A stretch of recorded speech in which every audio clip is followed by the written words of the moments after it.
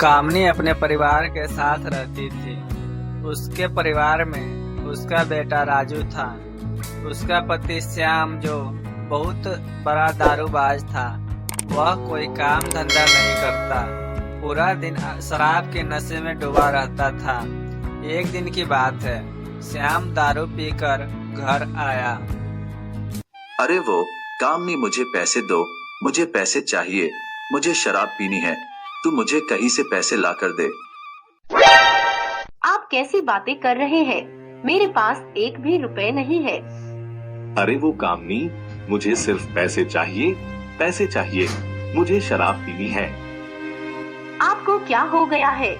मैं सोच रही हूँ कि कल का राशन कहाँ से आएगा। मुझे तो कोई दुकान वाला राशन भी उधार नहीं देगा। थोड़े बहुत पैसे थे जो आप सुबह ले गए थे। आप काम धंधा क्यों नहीं करते हैं?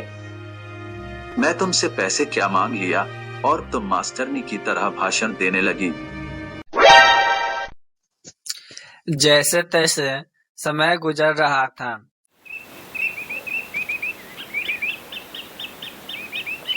तभी अचानक से श्याम की तबीयत बहुत खराब हो जाती है। कामनी उसे हॉस्पिटल ले जाता है। तभी डॉक्टर बोला, देखिए कामनी जी, आपके पति के शराब पीने के कारण उसका लीवर खराब हो गया है। इसका लीवर का ऑपरेशन के लिए 1 लाख रुपए के खर्च आएंगे। अभी मैं दवाई दे रहा हूँ। मैं इतने पैसे कहाँ से लाऊंगी? मुझे तो कोई काम भी नहीं आता है। हे भगवान, मेरी मदद करो। कामनी श्याम को लेकर घर आ जाती है और अपने गांव में घर घर जाकर काम मांगती है। बहन जी, आपके पास मेरे लायक कोई काम हो तो मुझे काम देने की कृपा करें। नहीं, मेरे पास कोई काम नहीं है। कामनी पूरे गांव में काम ढूंढती है, लेकिन कहीं भी उसे काम नहीं मिलता। वह थक कर एक खंडर के पास रखे पत्थर पर बैठ जाती है और रोने लगती है। हे भगवान, अब मैं क्या करूं? मुझे मेरे पति को हर हाल में बचाना है। भगवान, मेरी मदद करो। तभी कामनी देखती है कि खंडर के दरवाजा खुला हुआ है और वहां पर कोई नहीं है।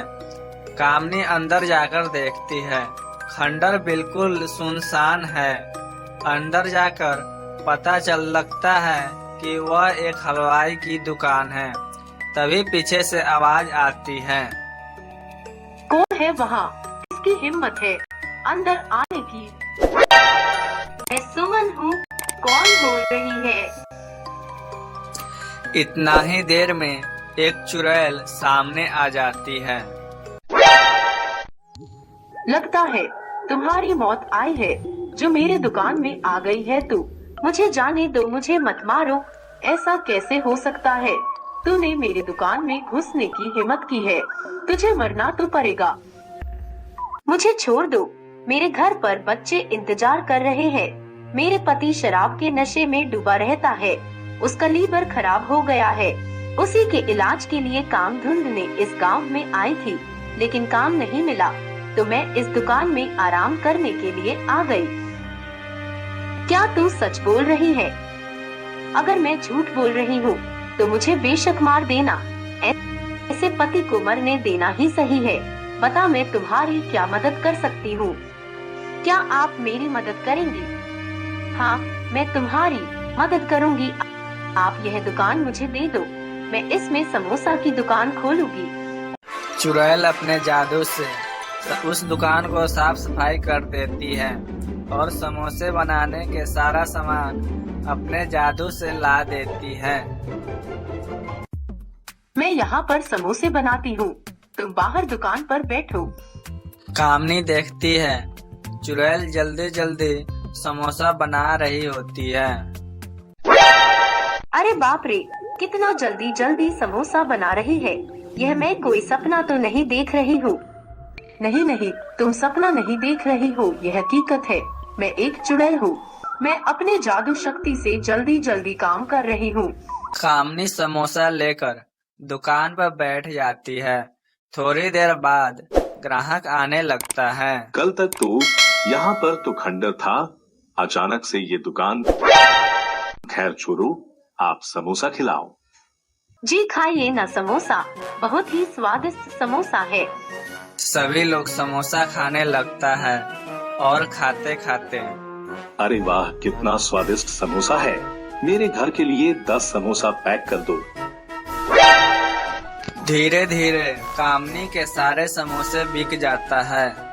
वह अंदर चुड़ैल के पास से समोसा लाती और उसे पैक करके ग्राहक को दे देती। कामनी और चुड़ैल की दुकान बहुत अच्छी तरह से चलने लगता है और श्याम के इलाज के लिए पैसे भी जमा कर लेती है। उसका इलाज भी हो जाता है। अब श्याम दारू भी छोड़ देता है और कामनी के साथ उसके दुकान पर हाथ बटाता है। दोनों खुशी से जीवन यापन करने लगता है।